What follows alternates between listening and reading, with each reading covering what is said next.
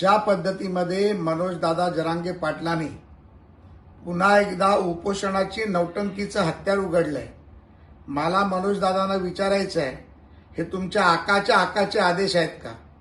ज्या पद्धतीमध्ये मागील 2 महिन्यात महाराष्ट्र यशस्वीपणे वाटचाल करतोय, ज्या पद्धतीमध्ये देवेंद्रजींच्या नेतृत्वात महाराष्ट्राची घोडदौड चालली आहे, दावोस सारख्या आंतरराष्ट्रीय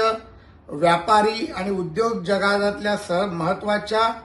ठिकाणाहून 16 लाख कोटीपर्यंतची गुंतवणूक या राज्यामध्ये देवेंद्रजी आणू शकले, या राज्यातील प्रकल्प मार्गी लागू शकले, शेतकरी कष्टकऱ्यांचे प्रश्न सोडवायला त्यांनी पुढाकार घेतला,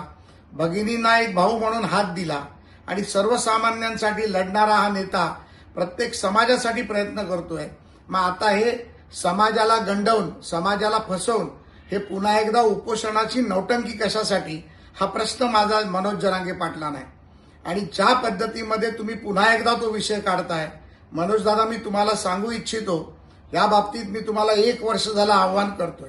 काय देवेंद्रजींनी केलं नाही आणि देवेंद्रजींनी या राज्यातल्या मराठी समाजासाठी काय काय केलं हे आपण दोघे एकदा जनतेसमोर येऊन बोलू, म्हणजे ही तुमची नौटंकी आणि तुमच्या आकाचे आदेश काय या राज्याला अस्थिर करण्याचे आहेत का हे लोकांसमोर येईल आणि दूध का दूध, पाणी का पाणी हे जनतेला माहिती पडेल।